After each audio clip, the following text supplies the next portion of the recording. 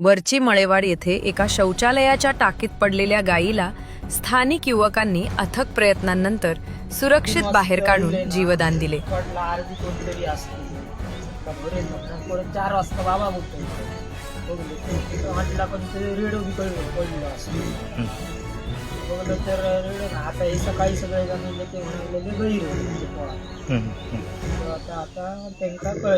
रात्रभर मृत्यूशी झुंज देणाऱ्या या मुक्या प्राण्याला वाचवल्याबद्दल परिसरातून या युवकांचे कौतुक होत आहे.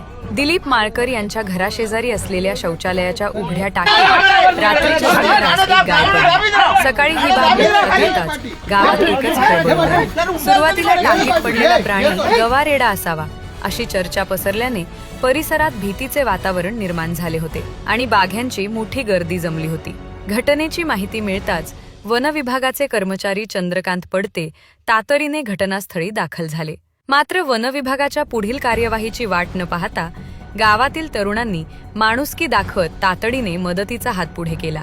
ज्ञानेश्वर तुळसकर, बबन नाईक, प्रवीण मुईक, आतिश राऊत, दिलीप माळकर, चंद्रकांत मुईक, अभि मुईक आणि इतर ग्रामस्थांनी जीवाची पर्वा न करता रेस्क्यू ऑपरेशन सुरू केले.